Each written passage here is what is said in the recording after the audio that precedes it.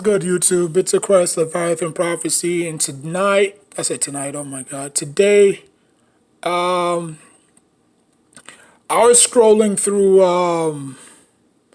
YouTube, and I found a very good video on the New York Knicks passing up on Stephen Curry in their 2029 season. Now, like I said, like I said before, well, not really before, but at the time, my Knicks was in no way, shape, or form to grab Stephen Curry. Even if the Warriors passed on Stephen Curry, let's say hypothetically the New York Knicks passed on Stephen Curry, or the Warriors, my fault, the Warriors passed on Stephen Curry. There was no doubt that the Knicks was gonna draft Stephen Curry. Now, obviously, the Warriors was picking ahead of the Knicks, so it's not like the Knicks was up, So I don't know why fans are getting mad. Maybe they could have said, "Oh, what if what if they could have traded?" You know. So this is the 2009. This is the 2008-2009 New York Knicks. Okay, they went 32-50. They finished fifth in the Atlantic Division. Their head coach was Mike D'Antoni. The executive was Donnie Walsh. Okay. What else? And then let's look at the players, right? How many point guards that they had? They had one, right? They had Chris Dunn. They had Anthony Robinson. They had Nate Robinson. So they only had 3 point guards at the time. They had Nate Robinson, Anthony Robinson. Anthony Robinson, shout out to Anthony Robinson, February 13th. Okay. You had Dillinari, and you had Chris. So you had 3 point guards on the roster. I'm pretty sure the Knicks could have made some maneuvers.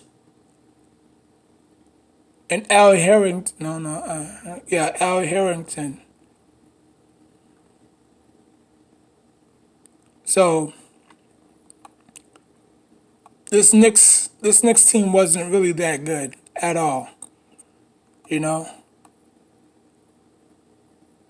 really wasn't. So they had 3 point guards on the roster. So you telling me that Stephen Curry is going to start over Nate Robinson, Anthony Robinson, and he's going to start over Chris Dunn?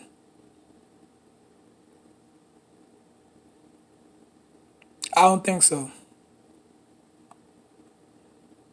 I don't think so. We have Wilson Chandler, Marty Collins, Jamar Crawford, Joe Crawford, Eddie Carey, Chris Dunn, Dolinaro, Al Harrington, Larry Hughes, Jerome James, Jeffrey, Jared Jeffries, David Lee, Demetrius Nicholas, Zach Randolph, Quentin Richardson, Anthony Robinson, Nate Robinson, Malik Rose, Samb, Mohamed Sini, Courtney Sims, Tim Thomas, and Chris Wilcock. So you're telling me that this team with Stephen Curry, because obviously Dillinaro was a rookie. Yeah, he was the only rookie that we had that year.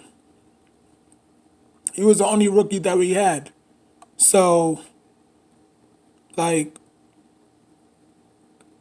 and Joe Crawford. So Joe Crawford and Dillinari was the only 2 rookies that we had that year. Can't make this up. The Knicks wasn't really. And if you want to go to the next season, 2009, 2008, look at that. We finished 29 and 53. And look at our roster.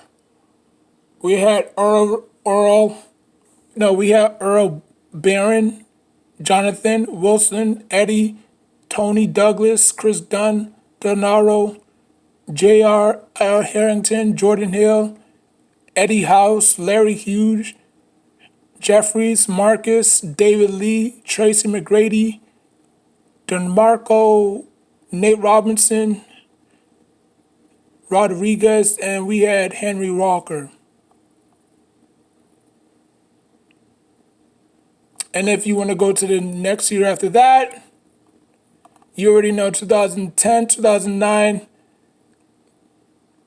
we required Carmelo Anthony, Chauncey Billups, Balkman, Derek Brown, Anthony Carter, Wilson, Tony Douglas, Draymond Green, Larry G. Frills, who was a rookie, Jared, so in hindsight, this was not going to work. Curry would have wasted his years here, probably win a couple of, scoring titles, and then that's it. Him and Melo wouldn't even clash together. And if you look at the next following year, we had Amari Stoudemire. So this notion that Curry would have, no. We wasn't good. We wasn't ready. He went to the best situation. He went to the best team. They surrounded him with pieces. And now you see him flourish. Now you're seeing him flourish. If he was on the Knicks, his career would have been shot dead. Shot dead. We were losing too many games. And he would have went out there and scored 40, 50, 30. And we would still lost those games. Why? Because our roster wasn't structured. Our coaching staff was abysmal. Our owner was aloof. So the simple fact that people are saying, or Knicks fans are saying in general, the Curry would have, no, it would have been the same because we were not really that good. So shout out to the person. Let me see. Let me look him up. So he could give credit.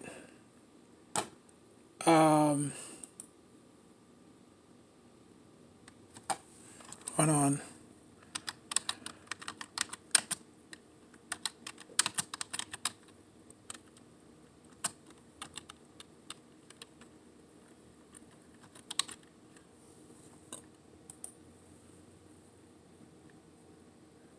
Oh, never mind. It's by theScore.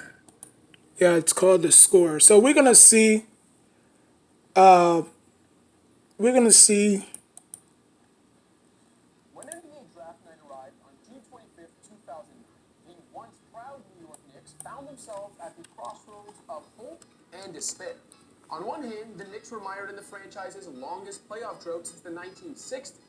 On the other hand, the Knicks entered draft night with their eyes set on a made-for-the-Garden star who could return New York to contention and relevance. The player in question was Wardell Stephen Curry II, but as Knicks fans have grown accustomed to, the night didn't unfold as planned for New York. Instead, it was the trajectory of another long-suffering franchise on the country's opposite coast that was forever altered. And we picked number 8th, not number 7th. But again, people might say, oh, we could have traded back. The son of longtime NBA sharpshooter Del Curry. Nah, traded with what? Like I said, we had 3 point guards at the time. Davidson College in his home state of North Carolina. The sleight of frame Curry was never a highly. He didn't get no recommendations whatsoever. It came from a small school. That's what I tell you, man. You could come from the unknown schools and make a big immediate impact. Look at Kawhi Leonard, Paul George went to Fresno State, you know. the 10th seeded Wildcats advanced all the way to the Elite Eight thanks to his unforgettable heroics.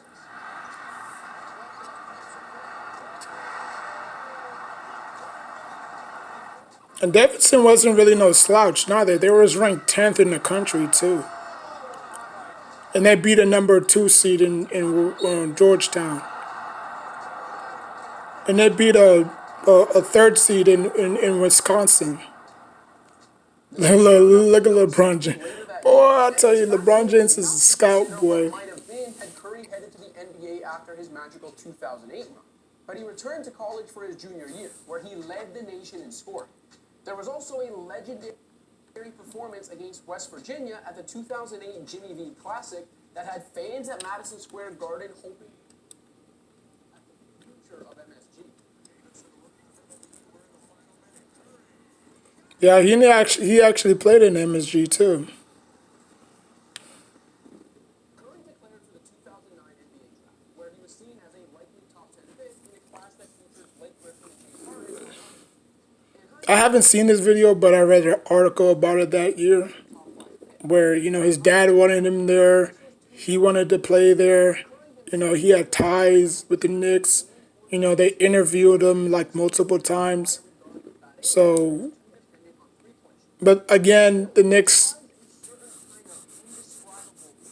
it's not like the Knicks passed on him. It's just, the Warriors was picking number 7. And the Knicks was not even, both teams were bad, to be honest with you. Yeah, they had Wilson Chandler and they had Houston as a representative.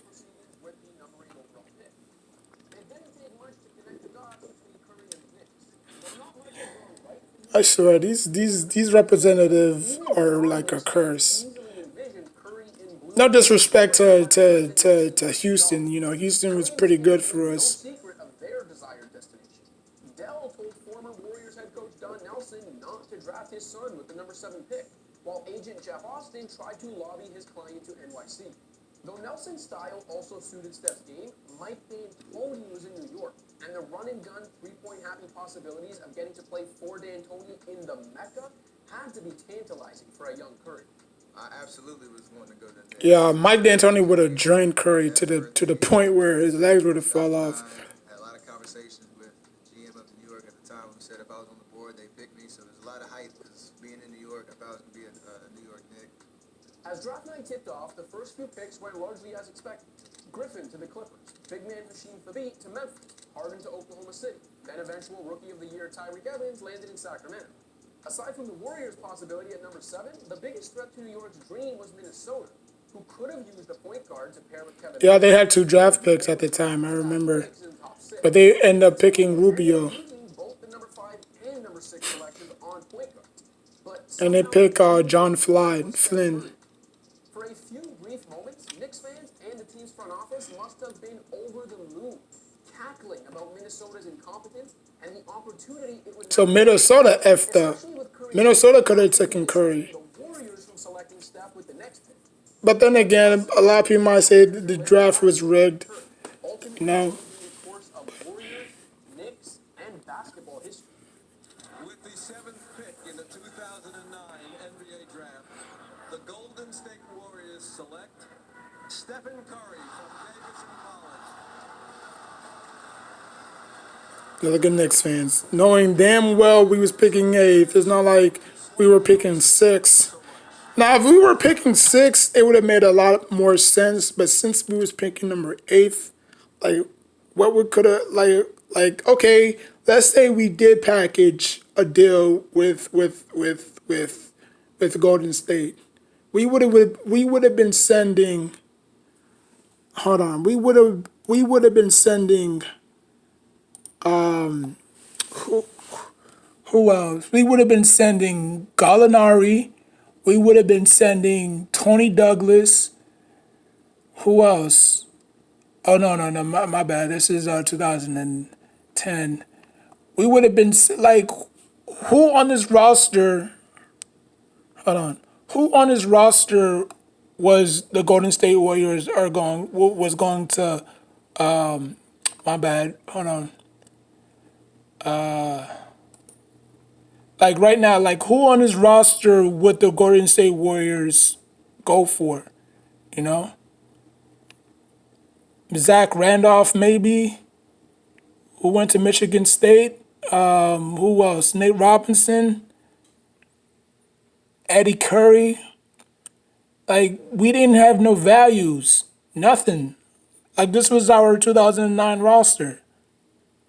So the simple fact that look, man, Curry went to a good or he went to a good team.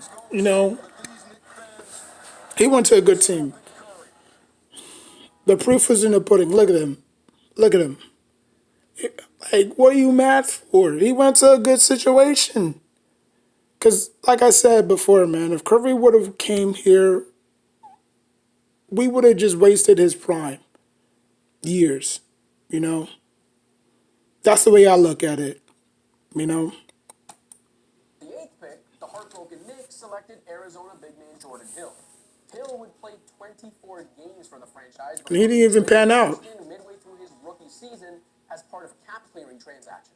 That eventually led to the acquisition of Amari Stoudemire in the summer of 2010, and later to Carmelo Anthony in 2011. All of that wheeling and dealing led to 3 playoff appearances and 1 measly series victory. Exactly against Boston. That 2013 playoff run is New York's only second-round appearance over the last 22 years. As for Curry, he quickly grew to love the Bay Area. Though ankle issues hampered him early in his career and led to the team-friendly extension that eventually helped a juggernaut Warriors team add Kevin Durant years later, the Warriors did what the Knicks dreamed of doing with Curry in the fold: go from perennial laughingstock to young team on the rise. After an ownership change, some front office reshuffling, roster makeovers, and the drafting of Klay Thompson and Draymond Green, Curry became the centerpiece of a playoff mainstay while shooting the leather off the ball. He forced us and future generations of ballers to reimagine the limits of a shooter's range and move the NBA into a perimeter-dominated future. Oh, and guess where his first career 50-piece came? The Knicks. I was at a bar at that game. And then he bowed. I think he did. Yo, he did put on a show. Curry racked up 8 All-Star appearances, 8 All-NBA selections, 2 MVP awards, one of which made him That's that, man. He went to the best situation. He went to the best team. You an know, All-Star Game MVP honor, and if he would have went to us, Lord knows what would have happened. also selected to the NBA's 75th anniversary team.